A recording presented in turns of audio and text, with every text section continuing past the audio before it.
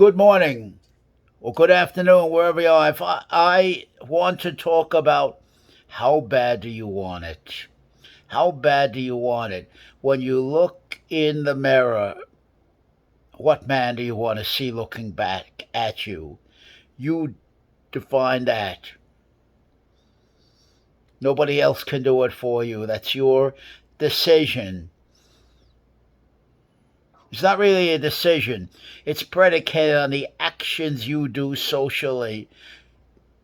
Forces the decision if you don't recognize yourself, and you won't recognize yourself. You can't look at yourself in the mirror with the clothes off from every single angle. Look at your posture, look at your proportions. How bad do you want it? The most important thing to me is being prepared, being very well prepared, physically, socially, psychologically, and not being intimidatable in any way. As long as you have the confidence that you earn. Stolz is often missed, Vassaville, them subsist. No. Wrong. Confidence is not in the wind. It's not in pithy sayings that you're quote unquote well intentioned social performers tell you. Encouraging you, it's phony encouragement. Only you can do that. You have to win, Stolz. Confidence. It's not in the wind. It's not in pithy sayings, and it's especially not in listening and trying to emulate your gurus, your gods. And in the culture in which we live, we have many opportunities to find, implore hero figures. And we have many opportunities for fetish confidence. Clothes that your models wear, that your sports heroes wear, your real tough guys, the studs that are making it with the women. Women like the studs because they have arrogance and they have the chip on the shoulder demeanor. And they have good predatorial aggressive skills. And they have the youth, of course. Now you look at it here, and a very old man. I'm not even aging. I'm old. I'm pushing 80. I'm 5'2" and a half, and as you can see, I have large, gross features. You can see that right there. I don't hide nothing. Nobody gives you any rights, in my opinion. There's no equity. That's only on paper. There's no fairness. There's no good Samaritan that's going to come and rescue you. There's no Godot. You can't wait for Godot, your God figure, to come in and rescue you. There's no man, I don't care what his title is, I don't care what he says, that can do it for you.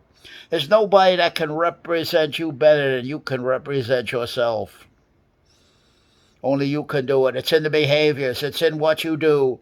An accumulative effect of those behaviors socially where it matters, in the arena of confrontation and encounter, where you're on your own. There's nobody there to protect you.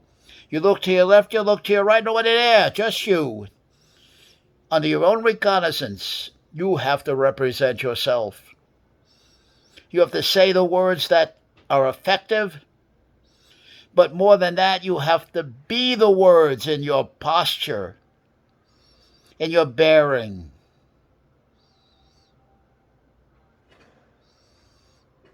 And you have to know how to look your man right in his eye, right through him. You talk to him. I like the Marciano theory.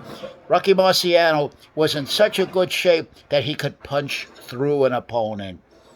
And he always drove his punches through the opponent. He hurt you banging into him, and that's the attitude I like.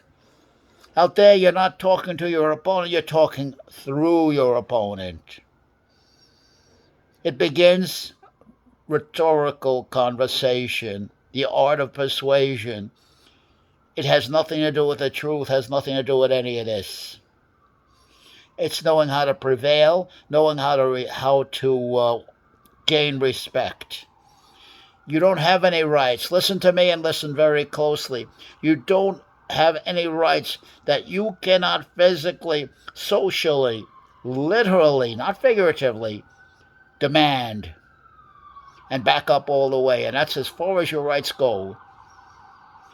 The big thing is, like the great Eddie Cantor told Eddie Fisher, never, never, never let anybody take your image. Nobody takes your image. Nobody tells you who you are, what you should do, what you can do, what you cannot do. Nobody tells you that.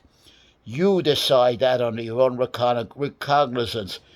Or the next question is, what kind of a man are you?